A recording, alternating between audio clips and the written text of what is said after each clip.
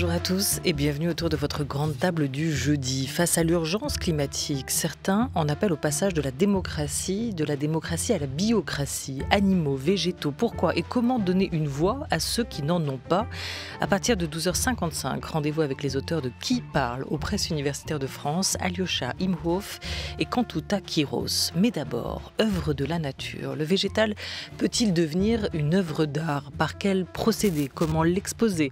De l'herbier au jardin, le végétal se raconte ce midi avec de deux invités, le botaniste Marc Janson et la directrice du domaine de Chaumont-sur-Loire, Chantal Colleux-Dumont. Bienvenue à vous autour de cette grande table, à écouter tout de suite en direct sur France Culture ou plus tard en nous retrouvant sur le fil de vos podcasts.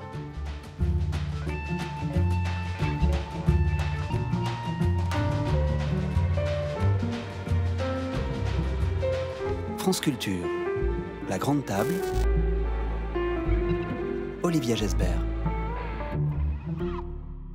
Avec à nos côtés aujourd'hui Chantal Colleux-Dumont, directrice du domaine de Chaumont-sur-Loire, à l'occasion des 30 ans du Festival des Jardins ainsi que des 15 ans de la saison d'art contemporain du domaine dont elle est commissaire. Bonjour à vous Chantal Colleux-Dumont. Bonjour, merci d'être avec nous, d'avoir quitté votre jardin pour rejoindre notre studio. À nos côtés aussi Marc Janson, auteur de Botaniste, paru chez Grasset il y a 3 ans, directeur botanique du jardin majorel de Marrakech et commissaire de l'exposition végétale L'école de la beauté, à voir en ce moment à partir d'aujourd'hui aux Beaux-Arts de Paris. L'exposition dure jusqu'au 4 septembre. Bonjour Marc Janson. Bonjour Olivier Gesbert. Quelle école de la beauté alors? Racontez-nous, Végétal, l'école de la beauté. Ce titre déjà est une introduction parfaite dans le sujet. Les Beaux-Arts notamment sont un musée, mais c'est aussi une école. C'est un lieu d'exposition, de conservation, de formation. Quelle place y a-t-il aujourd'hui pour le végétal dans l'enseignement des étudiants en art? Est-ce qu'il y en a une? Comment est considéré le végétal parmi tout le reste? Le végétal a eu une importance extraordinaire dans la formation des artistes historiquement. C'est aussi un des points que l'on défend dans cette exposition, en rassemblant des œuvres d'artistes que l'on n'attend pas forcément voir s'exprimer sur le végétal. Je pense à Le Corbusier et ses études extrêmement détaillées de feuillage, de tiges, de bourgeons. Je pense à Otto Dix, qu'on voit aujourd'hui au Centre Pompidou. Dans l'exposition Berlin années 20. Exactement, mais qui est là vraiment loin de l'humain, loin des gueules cassées, mais en face à face, vraiment sur une étude sur le vif, un portrait d'Iris, ou encore Delacroix qui, dans un détail infini, relève tous les détails des faces inférieures, des faces supérieures, de feuilles de chardon. Donc on voit à quel point, et je me permets de dire aussi qu'il y a un livre qui accompagne cette exposition, dans lequel Alice Tomine Berada, qui est conservatrice à l'École des Beaux-Arts de Paris, s'exprime justement dans un texte qui s'appelle L'école des Beaux-Arbres, sur ce lien et cette formation des étudiants en art à la beauté du végétal. Mais c'est un matériau comme les autres aujourd'hui pour les étudiants, pour les artistes. C'est un matériau qu'on apprend à travailler, à sculpter, à transformer.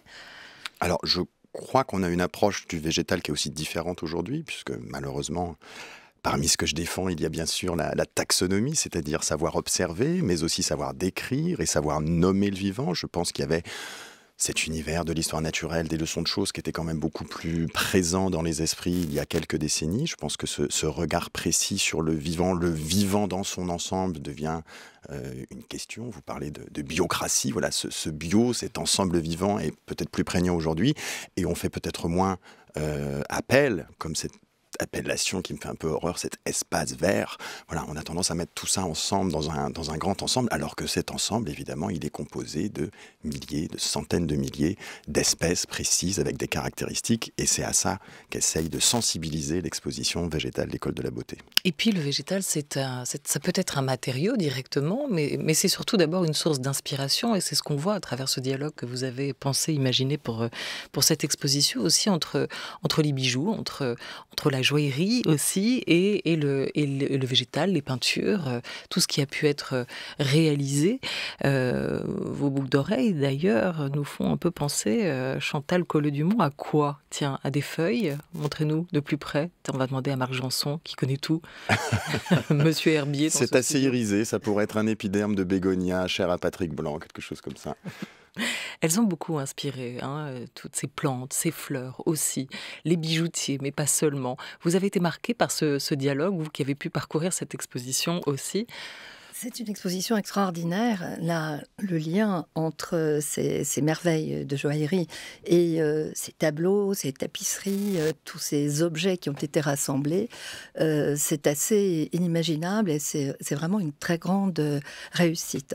On est plongé dans un jardin extraordinaire. On voit le merveilleux de la création de chaque plante, de chaque fleur, et c'est tout à fait remarquable.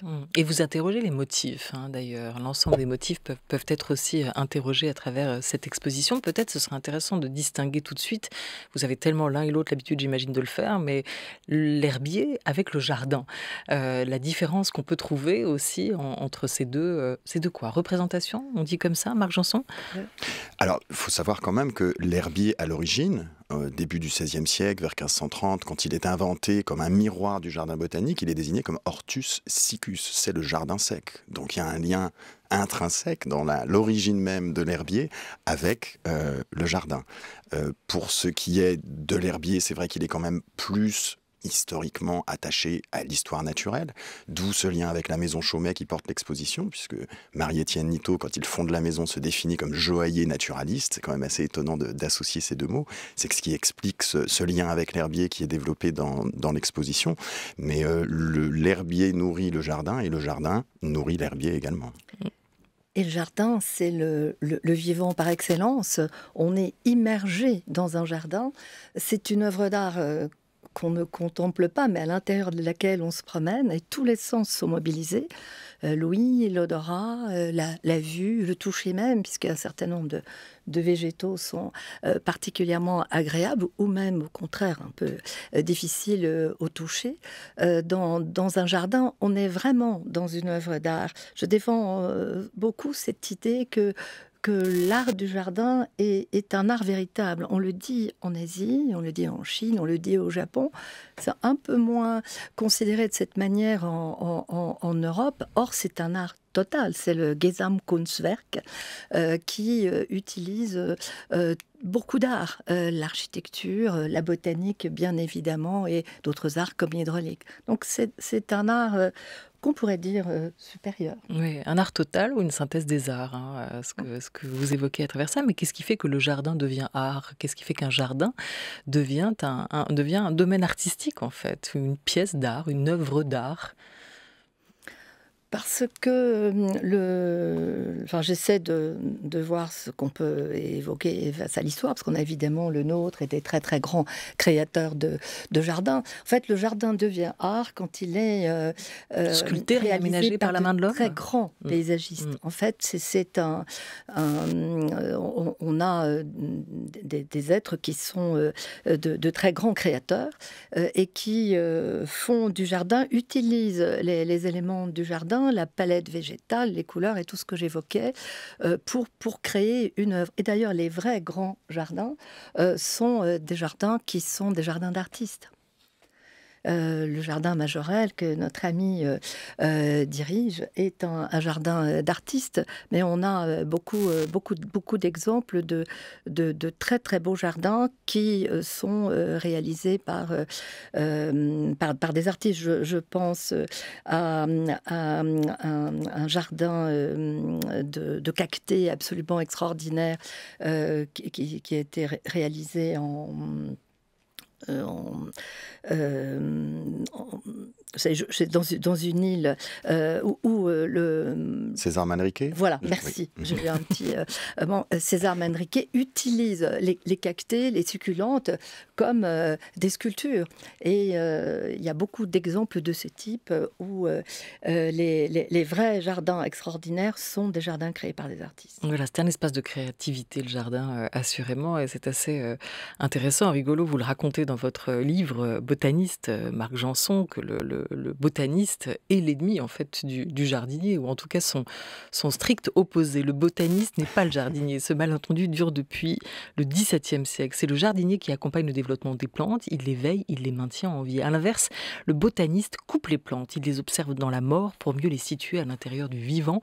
Ces deux modes de connaissance sont aussi intimes qu'opposés. Voilà pour cette distinction entre le botaniste et le jardinier. Et c'est vrai il ne faut pas oublier que vous êtes d'abord, vous, Marc Janson, un scientifique.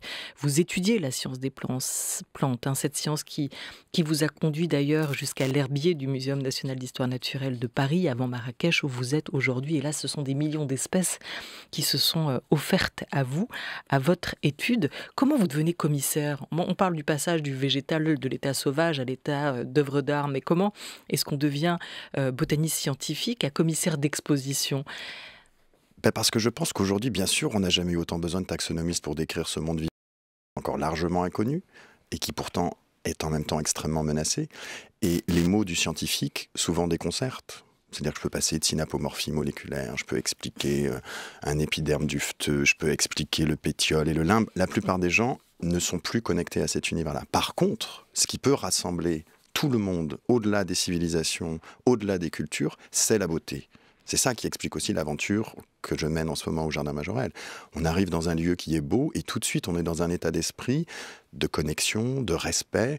Et quand on a un cactus bleu, César Menriquet en a planté beaucoup, Jacques Majorelle en a planté beaucoup, et une première émotion, c'est la meilleure des façons d'aller plus loin et de donner du sens à une première émotion, à un premier sentiment de beauté. Et c'est en quelque sorte la même aventure avec Végétal. C'est toucher les gens par l'émotion, par la beauté, pour après les sensibiliser à la valeur évidemment extraordinaire de toute cette biodiversité qui est aussi belle. L'idée c'était aussi de parler bien sûr de ce que l'on fait aujourd'hui beaucoup, la biodiversité nous sert, la biodiversité est indispensable, mais elle est aussi infiniment belle et par cette première émotion, par cette beauté, sensibiliser à la fragilité de ce monde vivant. Et les plantes et les fleurs ont une beauté naturelle mais aussi une beauté plastique.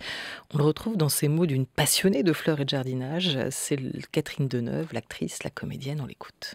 Moi je pense que c'est l'iris parce que c'est une plante qui pousse avec rien, dont le rhizome, qui est cette espèce de patate qui doit toujours rester à la lumière et extérieure, donc n'est même pas enterrée, a simplement quelques racines, et sort une fleur qui est encore plus extraordinaire que les orchidées, avec un parfum inouï, et d'une complexité et d'une volupté incroyable, parce que c'est ces pâles qui sont des pétales qui sont parfois soyeux, avec un côté velouté à l'intérieur, des étamines. Je trouve que c'est une fleur vraiment magique. Voilà, Catherine Deneuve répondait à la question de savoir quelle était la fleur qui l'impressionne le plus. Et vous, quelles sont les plantes ou la fleur qui vous impressionne le plus, Chantal Collot-Dumont ? J'aime paradoxalement beaucoup les chrysanthèmes, qui est une plante plutôt reliée à la mort et qu'on aime beaucoup en Asie et qu'on n'aime pas forcément en Europe. Et d'ailleurs, le chrysanthème est un lien entre Chaumont-sur-Loire et l'exposition de Marc, puisqu'il y a une artiste, Lucia Simons, qui présente dans l'exposition des chrysanthèmes qui sont des scanogrammes extraordinaires, parce qu'elle a une technique très particulière.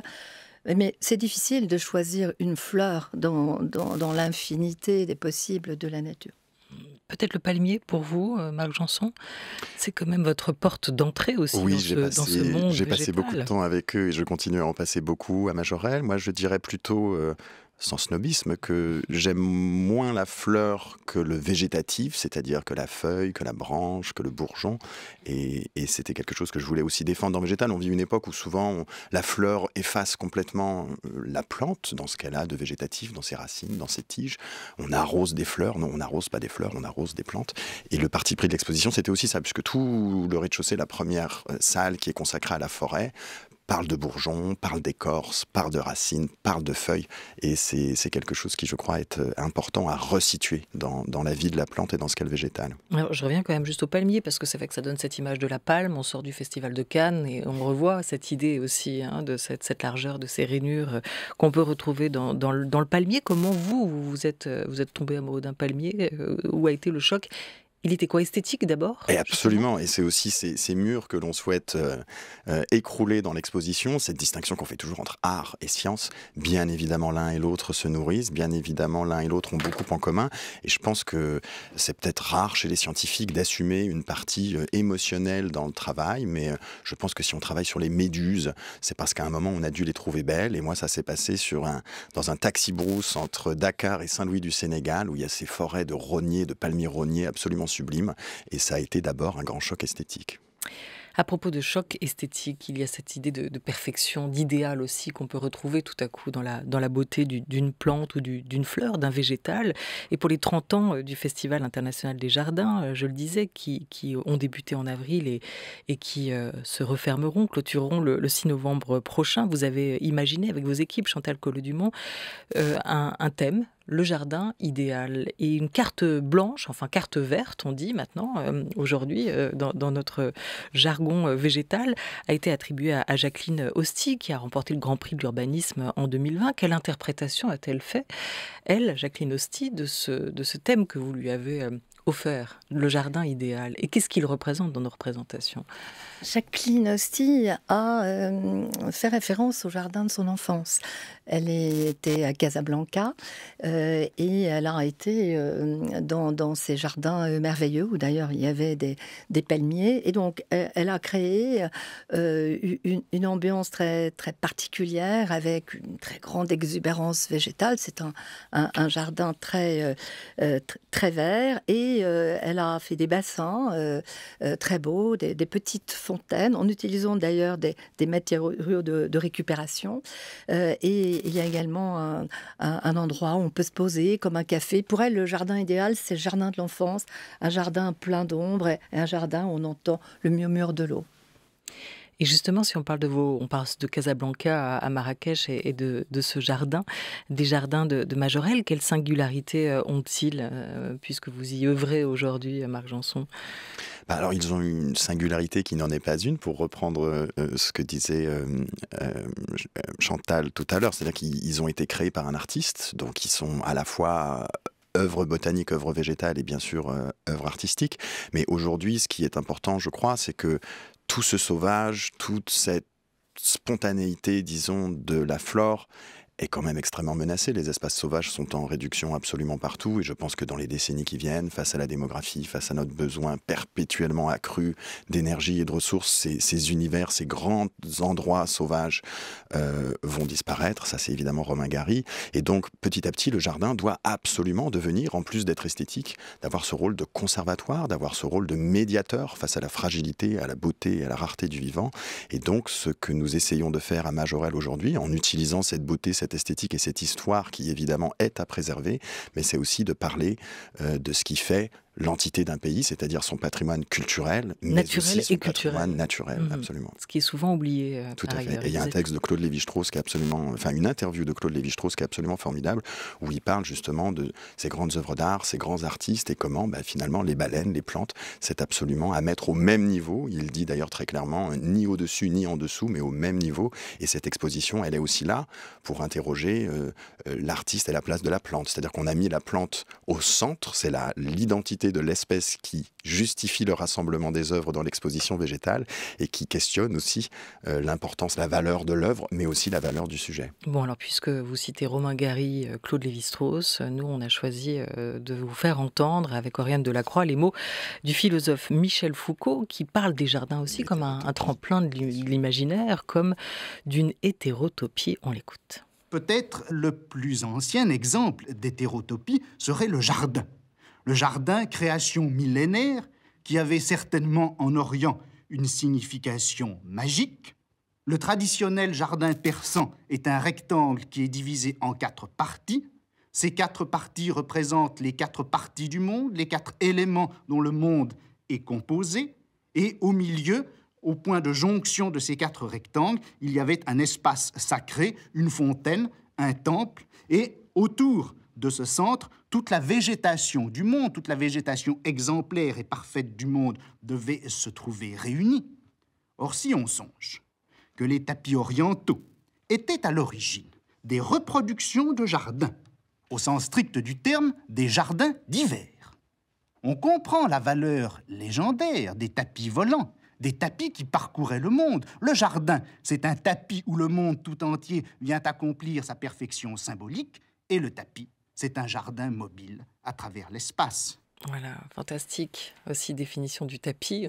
On ne s'allongera plus jamais de la même manière sur un tapis persan, désormais, n'est-ce pas, Chantal Collot-Dumont, Michel Foucault disait aussi que le jardin, c'est la plus petite parcelle du monde et c'est aussi la totalité du monde. Et je pense que c'est une merveilleuse définition du jardin. Marc Janson, sur ce territoire de l'imaginaire qu'est le jardin aussi, et sa capacité ou notre capacité à le reproduire avec des artifices, à le représenter le jardin, parce que c'est aussi de ça dont il est question. Comment exposer un jardin, comment le représenter, comment le faire passer de l'état de nature à l'état d'œuvre, d'art. Il faut d'abord un regard. C'est aussi ce regard, bien sûr, qui est commun entre les artistes et les scientifiques. Et l'exposition est là pour mettre, justement, dans ce mélange des œuvres de science et d'œuvres d'art, et d'assumer dès le préambule que le regard du scientifique porté sur le végétal est à comparer, bien sûr, au regard que l'artiste ou que certains artistes vont porter sur le végétal, et que sans cette observation, sans cette attention, sans cette envie de sortir de l'espace vert pour venir vraiment caractériser ces composantes, eh bien, il n'y a pas d'œuvre possible, il n'y a pas de représentation possible. Et donc, vraiment ancrer.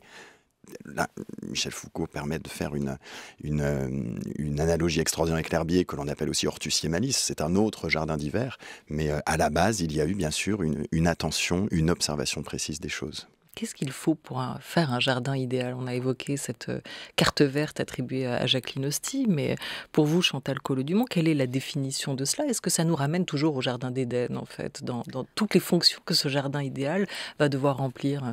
En fait, en lançant le concours que nous avons lancé, puisqu'on lance un concours dans le monde entier, et on invite des personnalités comme Jacqueline Hosty, mais on a aussi invité Jean Mus, Patrick Blanc et Catherine Gustafsson, on se posait la question de savoir qu'est-ce qu'un jardin idéal aujourd'hui. Parce que est-ce que le jardin idéal, c'est un jardin thérapeutique? Est-ce que c'est un jardin écologique? Est-ce que c'est un jardin nourricier? Est-ce que c'est un jardin esthétique, parce que le jardin est un lieu de création. Et donc, c'est sur cette interrogation-là qu'on a poussé les uns et les autres à intervenir. Et au fond, les réponses que nous avons eues, qui sont variées et très intéressantes, ont montré à quel point il était possible que toutes ces qualités soient rassemblées dans le même jardin. On a des jardins comestibles, on a des... je crois qu'en tout cas, aujourd'hui, le jardin devient de plus en plus important dans nos vies et qu'il faut absolument pousser les uns les autres à porter leur regard vers se concentrer des problématiques contemporaines. Mais évidemment, j'ai envie d'avoir vos réponses à cela. Quel serait votre jardin idéal à l'un et à l'autre?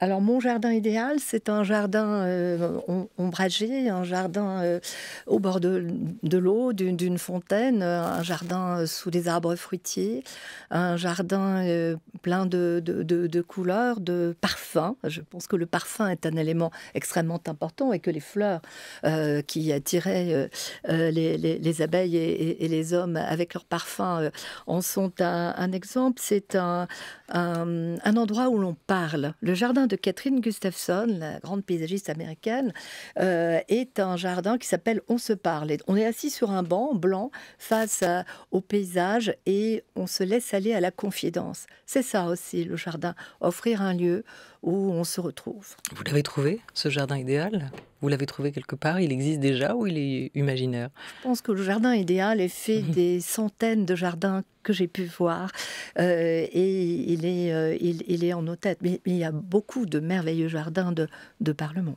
C'est intéressant cette idée de parler avec, de discussion, parce que d'ailleurs c'est ce qui est au cœur de l'exposition que vous avez, vous, imaginé aussi, Marc Janson, dans ce dialogue entre des œuvres de joaillerie, on le disait, des bijoux, des diadèmes, des broches, tout ce qui peut se retrouver dans l'exposition, et ces peintures, ces dessins, ces photographies, ces herbiers que vous présentez dans l'exposition. Il y a des questions qui sont posées par les uns, des réponses qui sont apportées par les autres. On sait aussi que le végétal est un matériau qui est au cœur de la création de la maison Chaumet, qui prête ses bijoux pour l'exposition.